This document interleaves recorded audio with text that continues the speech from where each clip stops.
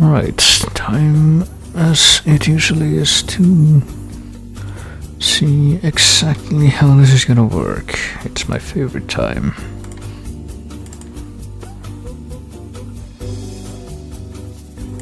It's my favorite part of the day.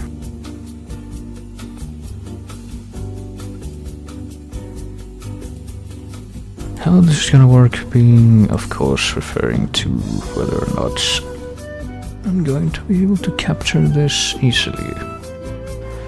Which I would hope I would, but... well...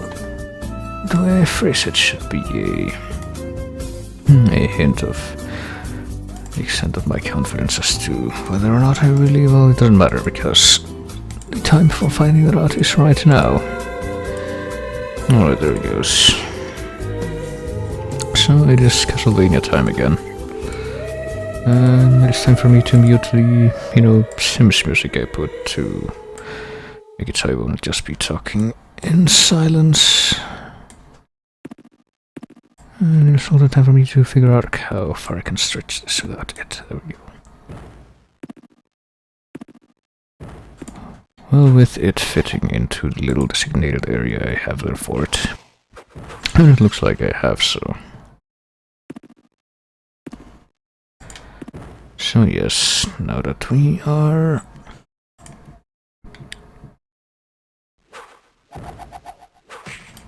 starting the kind of midpoint of Castlevania stuff here. And have moved on from, have shown Symphony. And are now moving on to the handheld titles, which are pretty much, for the most part, offshoots of Symphony. This would be the first one of them, Circle of the Moon, which has some very, very special aspects about it. I say as if I don't say that about pretty much every one of these that I play. But first I need to be able to control it, which apparently I'm not quite succeeding at right now. Hang on.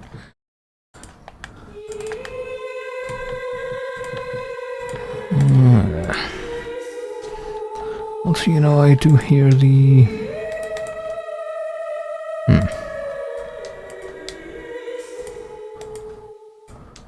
I hear some unfortunate complications with...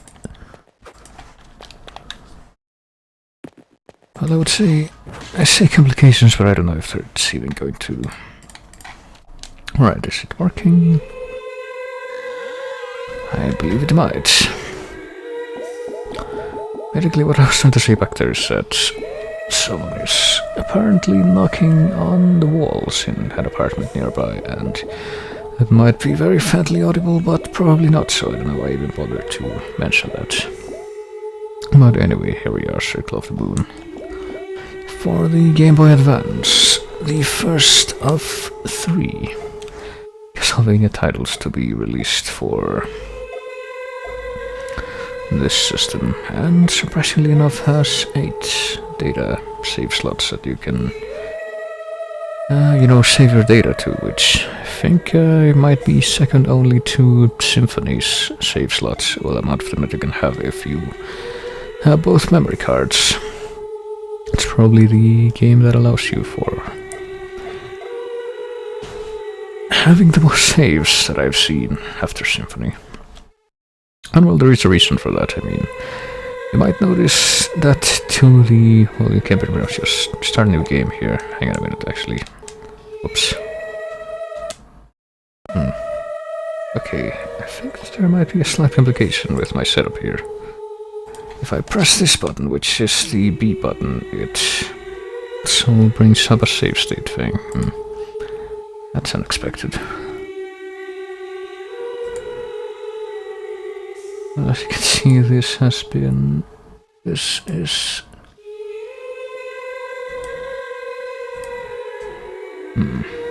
Now what if we just clear all of these?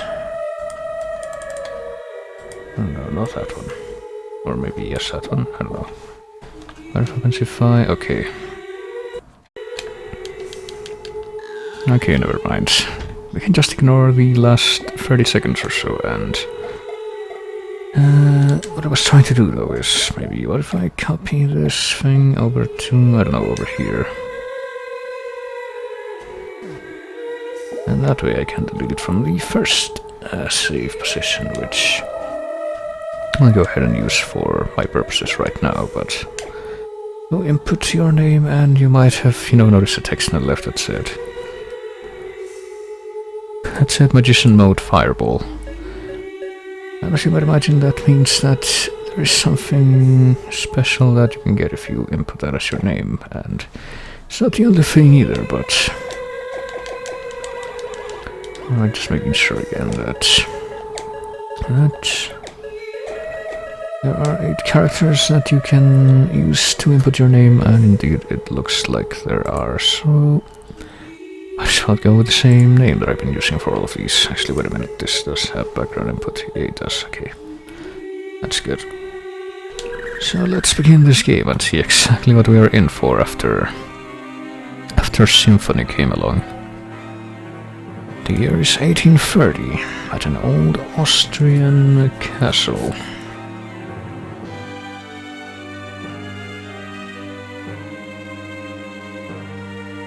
From the worshippers of chaos rise the plea for the return of the Lord of Darkness. Well, that's a pretty concise way of exposing the setup, at least. So as far as the, the timeline of the games matching up to the dates, we're pretty far down the line in this case. And here is Camilla. Camilla, who I'm pretty sure is a not quite spelled right version of Carmilla, who has been an enemy in some of the other games, but in this one she actually gets some lines. Crave the presence of the embodiment of suffering, the ruler of darkness. This giant coffin next to me, which transforms into an even more giant guy that clearly wouldn't have fit inside that coffin, but well, here's Dracula again. He did not take very long to appear this time. He's looking an awful lot like kind of a gruff Anthony Hopkins this time around. Waited for this moment to be awake again, to bask in darkness and feel the moonlight within, even though we're indoors. But he lacks his full power. Preparing the right to replenish your power, so... Oh, but here's Morris Baldwin. Somebody that we've never really heard from before, and that is apparently not related at all to the previous protagonists of the other games. But apparently, according to Dracula himself, he's one of the vampire killers that sealed him. And he's aged. It is their duty to see him vanish, though.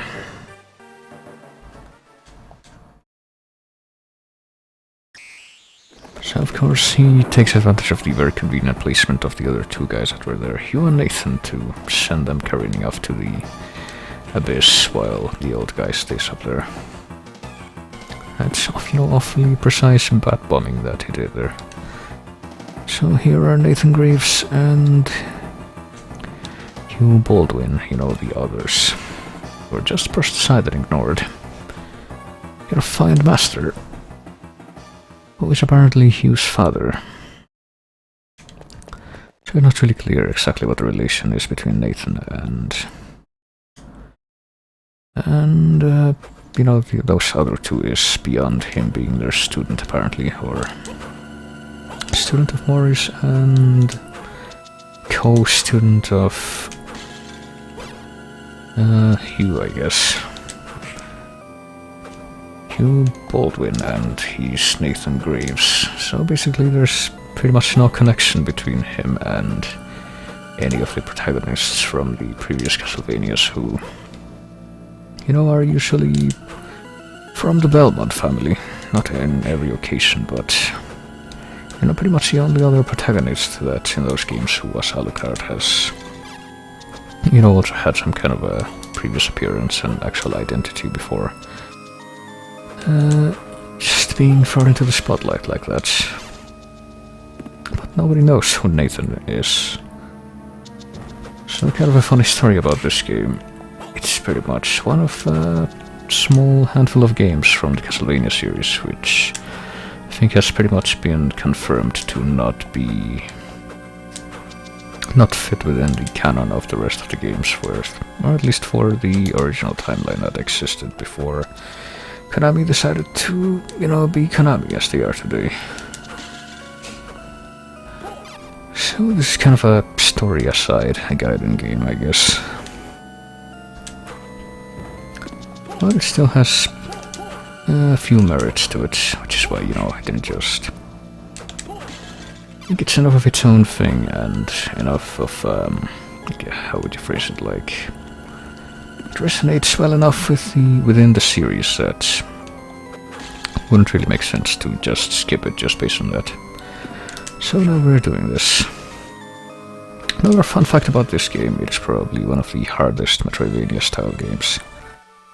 And that is not exclusively because of the general difficulty of both the design-based difficulty and a balanced way, I guess you could say, but because of a certain discrepancy that exists within the way certain parts of the game work.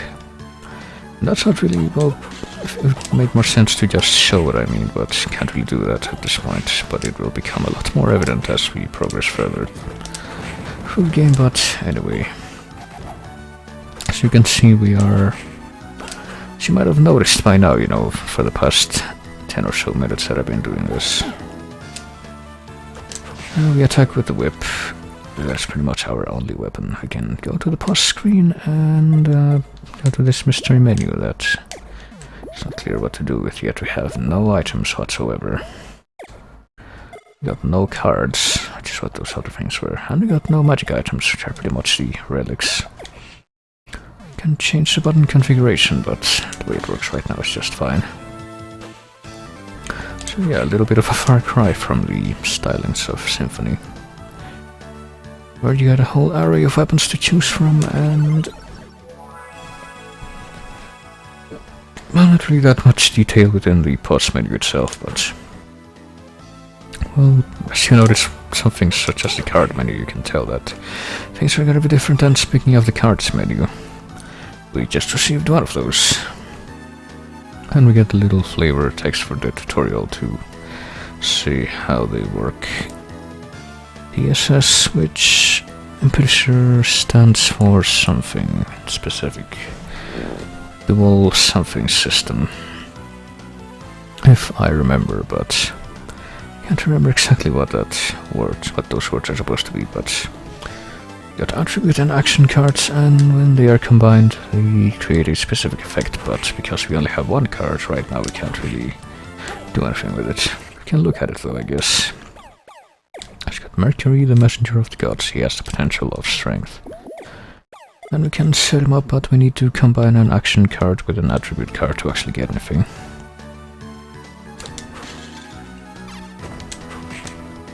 And what do you know, I think we just got an attribute card as well. It's Salamander, a lizard bathed in flames. Embodiment of the fire spirit. Salamander has the power of fire. And as you notice, it goes from saying no effect to saying question mark. What do we do? Well, once we have a working combination, we can activate it with L, and there you go. Once we actually visibly see what that does, that should get marked in the menu. Fire whip to attack enemies. And as you notice, though, it does use up some MP to use that. And goodness, I believe we'd just be poisoned. Poisoned by the poison worm. Also, even though you get the whip as pretty much your only weapon here, if you hold down the B button or the attack button, because you can reconfigure it, then you don't get to do floppy whip, but you do get to spin the whip like that. Which, as you might be able to tell, is actually kind of necessary to reach some enemies, such as these poison worms, which I think are supposed to be like some of the enemies in the first level of Super Castlevania 4, which kind of look the same way. just like big masses of worms. And here's a slightly different challenge here from the Earth Demon. It's pretty much the strongest enemy that you find at this point in the game. And has a lot more health than anything we've encountered, and also has such a mildly tricky attack, which I'm pretty sure hurts a lot more so. Well, not so much more, but certainly more than any other one attack we've seen up until this point. Attack or just contact damage from the enemies, I guess. As the case may be. It's pretty hardy compared to pretty much every other enemy we've seen, but at least we got the magic gauntlet as a drop. Fun fact about the items, you can only get items by getting them as random drops from the enemies in this, there's no other way. You know, you still get the possibility to use them from, and you still get equipment and consumables, but there's no shop of any kind. Or money that you can collect, you just gotta get all the items as drop items. Yes, and we just got our first magical item, I believe, so that's going to appear under the menu, and indeed it has. Double tap forward to perform dash, so we can run faster, something that's actually kind of a rarity to be able to do very early on in Metroidvanias at least. Oh, and we leveled up.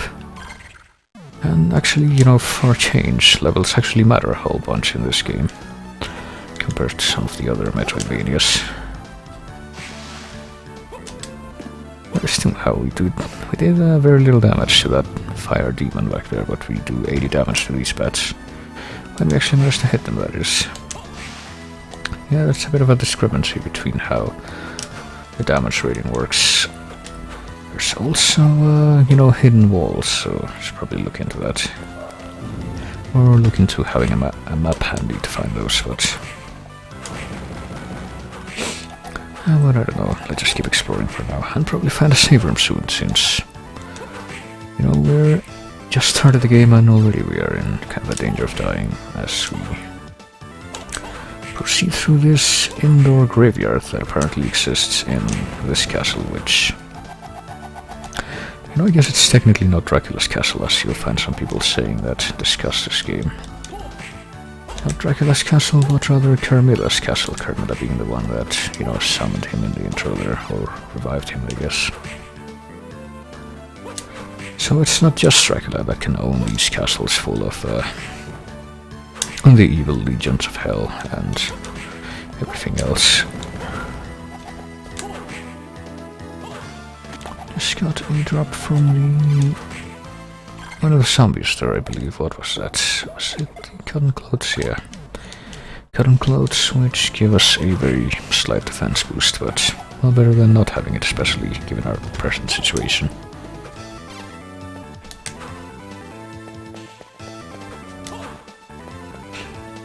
So, you know, I sure do hope that we find something to mitigate our current situation of being nearly dead. Skeleton spear. Skeleton spear and bonehead, which I guess the, you know, those little boneheads that, I guess that's really what they are.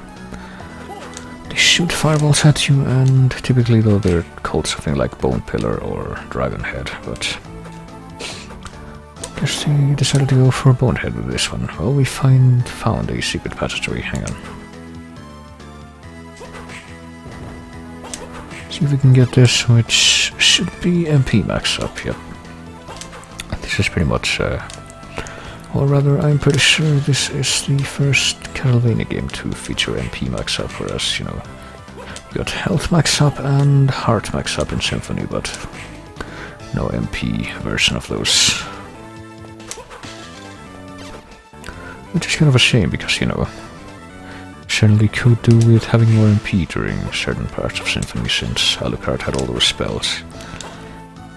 Don't really have anything like that in this game. Well, since you might have noticed, we got the sub-weapon, which is the main reason why we want the... oh, we can also slide. Which is not something that we can do it in Symphony, I do believe, and I don't believe, rather. And that in, you know, most of these types of games is something that we have to unlock later on, kind of a skill that comes later, but here we have it unlocked from the beginning. Isn't that convenient? Also, I sort of wonder what... You know, this thing is that's waiting for us at the end of this little room.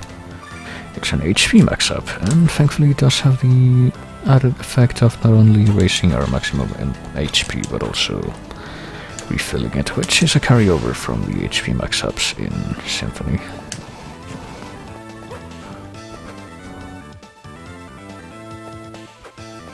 Well, something else I guess I could mention is the music. You know, a lot of the tracks in this game are actually remixes, pretty well done ones of that, but there's a few original tracks, this one being one of them. This is called Awake. I believe the main composer for this game was not... I don't think it was Michiru Yamane who became the main composer for almost every game that came after Symphony. Including Symphony, you know, but... No, I think the main person in charge for composing songs for this was called Sotaro Tojima, who I believe had also participated in the soundtrack for Castlevania 4. And funnily enough, there's actually some songs in this game that are remixed versions of songs from Castlevania 64. Like if you notice the little fanfare that showed up during the text scroll in the intro, that was actually a remixed version of the intro from Opposing Bloodlines, which is the violin piece that plays during the intro of Castlevania 64 Vanilla. And that one, of course, is again not really the first instance of itself. That would be the version of Opposing Bloodlines that you hear in Rondo of Blood, which is pretty much Richter's theme in that game. Can you item the wristband? Yeah. And I'm fairly paranoid about finding breakable walls, as you can see. But there's not really that many of them. Also, Nathan can jump very high.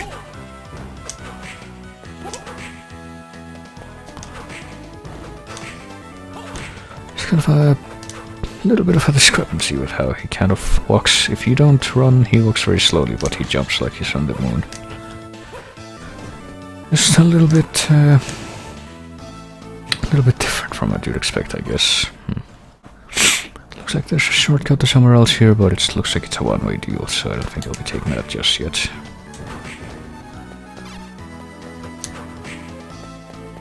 Pretty much want to establish, kind of familiarize yourself with the early areas of the castle here before you go. But I start going too crazy with exploration, because I really need to build those levels, as I said.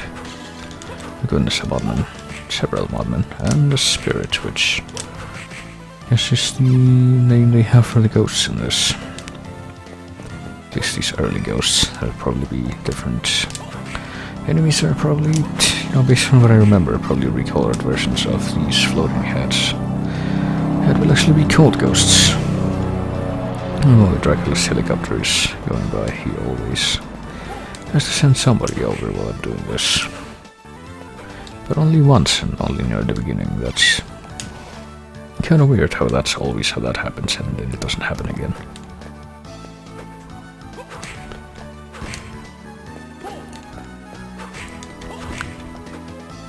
So, let's see, pretty much got most of this room mapped out, except the top right part, which it doesn't look like we can even reach yet, so let's go ahead and proceed.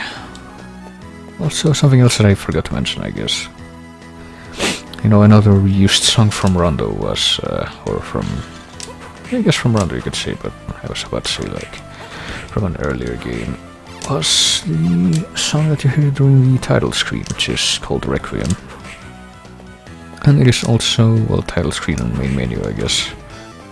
More the latter than the former, but it is a song that you also hear in the main menu in Rondo. Though most people would not recognize it, I guess, because most people do not realize that. Or have not been able to play Rondo conveniently, probably. I guess that's what I was trying to say. What with it being a originally no export title and all that. But anyway, let's continue.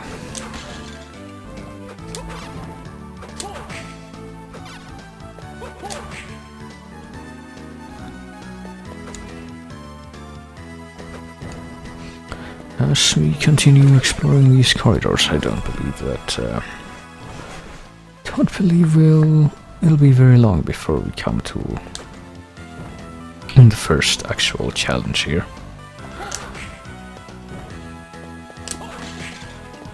As long as you can manage to... Well, as long as you can manage, I said. I say as though I was talking to anyone but myself. As long as I can manage to not get hit a whole bunch, then it'll probably be alright, I would like to imagine. Well, it looks like we hit the hard cap already, but we also got a hard max up. So it didn't really matter in the end. Just got 4 more, I guess. That's how much it's raised by. Well, now is the knife really that much better than the whip? It is not. It's actually kind of a joke. Can't really throw him that quickly either, so once again the knife is not exactly what you would call the preferable weapon. However, it matters not, because we don't need anything but the whip to deal with these coffins which infinitely spawn mummies. And an oft remembered example of probably large on the inside Doctor Who type shenanigans.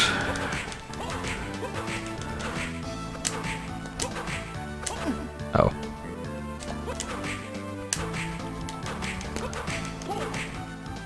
Now we can also get current loads from the mummies at least, and I believe I got a heart refresh from the coffin itself. And another level. Another level which unfortunately does not refill our health, even though it does extend our health bar. Holy water, I don't mind if I do. I don't think it's quite as broken in this as it is in, I don't know, that kind of lasted for a long time.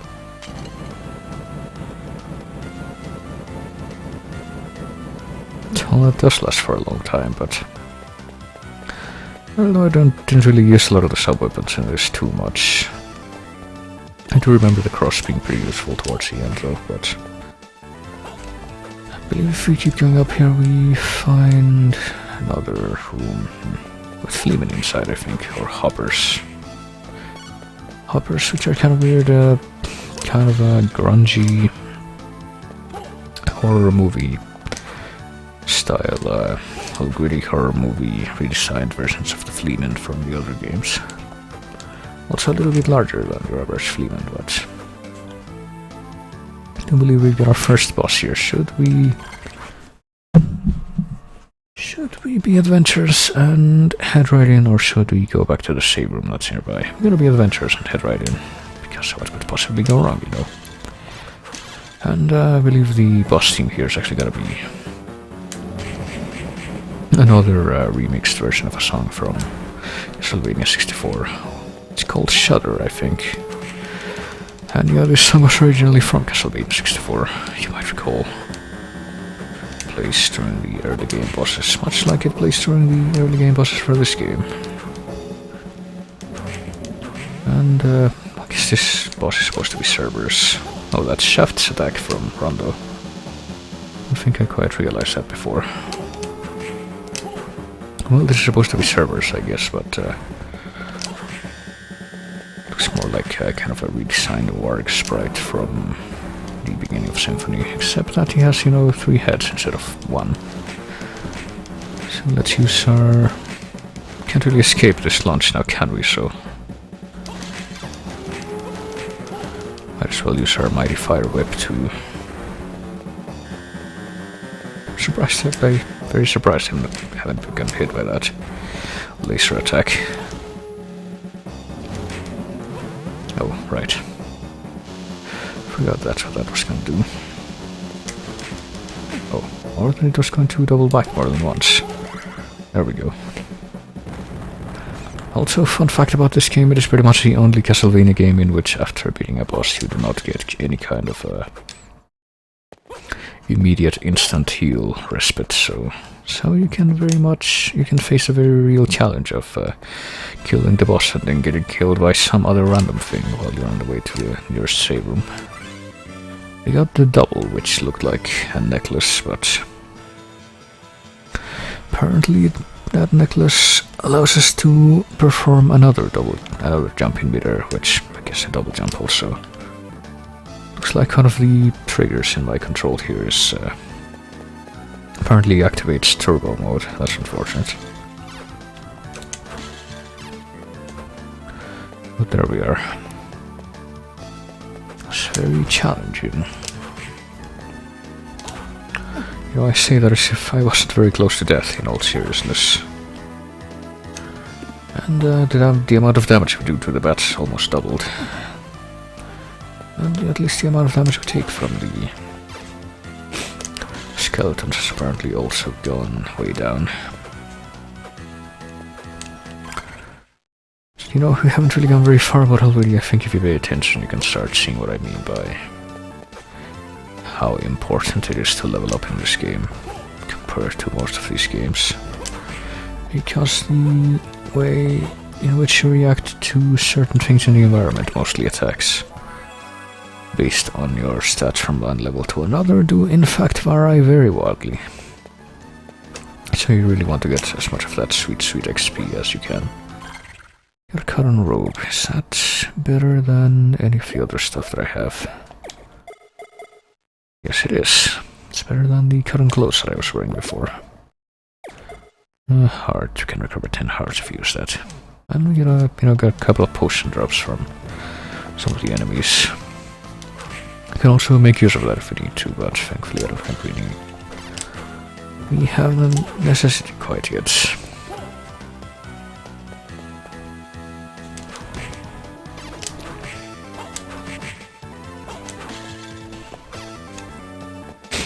So now that we have the Fable double jump, which, you know, again is typically something that you do not find quite so early in most of these games. Certainly not first boss early. Perhaps we will be able to check out the rest of this place.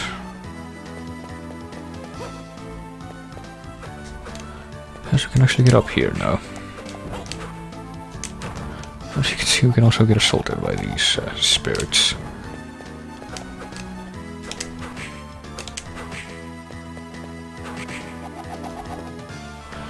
And end up finding another hard max up. We'll definitely take that. And then try to figure out exactly where to go next. Oh yeah, there's a... You know, I did forget that there's a room. Well, I guess we can... I also did remember that there's a passageway near the bottom left part of this room that we neglected to take before. Because I saw it was a one-way thing. And I didn't really want to risk it at that point, but... Just as soon as I take another little dip in the save room here, we'll be more than willing to take on the challenge, I hope.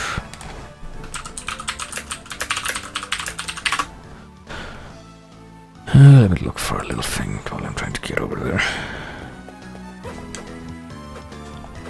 A little reference that'll probably be good to have, because something else that's actually really important in this game, even though it might not seem too obvious at first, is the cards.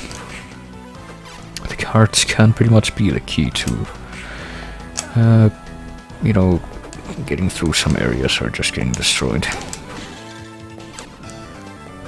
And, you know, in some parts you do in fact have to grind the cards, which is, well, can be a bit of a minor bother, or just something that goes really quickly depending on, you know, how the RNG is feeling on doing at that time. But I would like to have a little reference for some of the earliest points where you can find some of the cards, because let me tell you, there are some card combinations in this game that I pretty much am not willing to go through the game without them.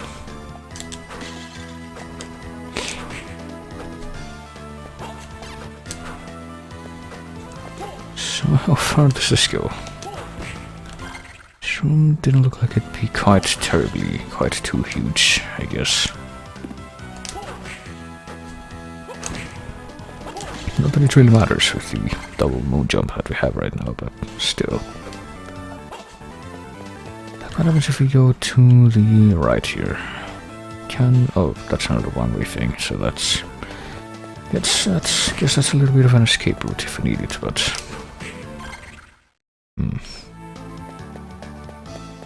How do we go this way? Okay, we got an HP max up here.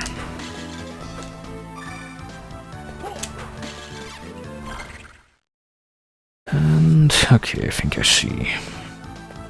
Oh. I did notice that there was some empty space below us, but I think I do see how we get there eventually.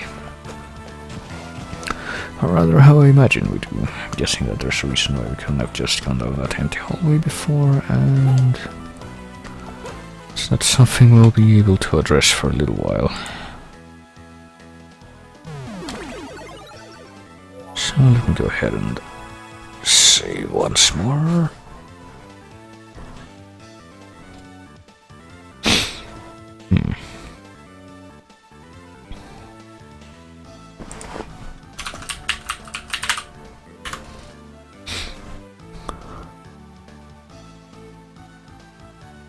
Alright, so now that we've come this far, let me just bring a few things up here. So that I can see what I'm doing again. Put you over here, put you over there. There we go.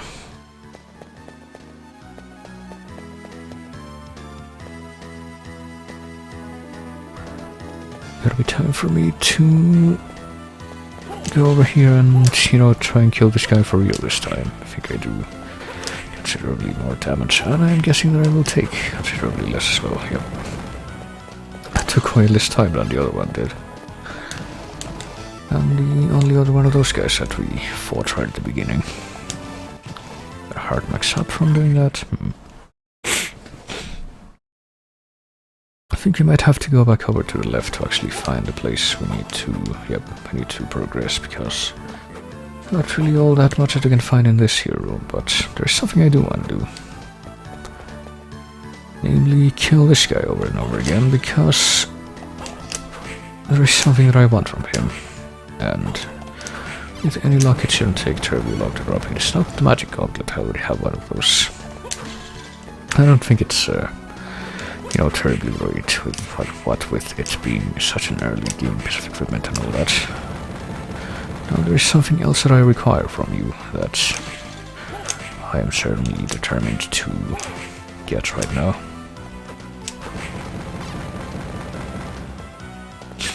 And, you know, at least in the meantime, while I'm trying to get it, I can have some good old extra experience from the leftovers.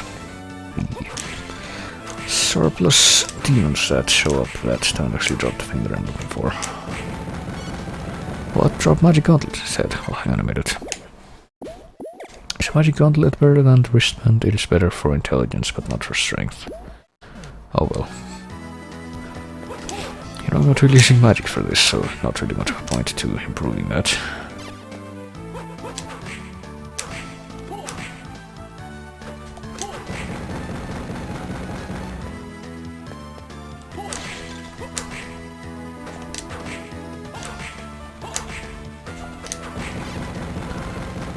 So here we go again. I don't know if this is how, you know, frequent of an occurrence is going to be in full. To be completely honest with you. So I don't know, maybe all frequent, or to be more precise about what I mean, to how frequent or how lengthy of an occurrence is gonna be. So I don't know. Perhaps it would be good to bring back the apparatus that I used for this under these circumstances. The last time that I was stuck in a grind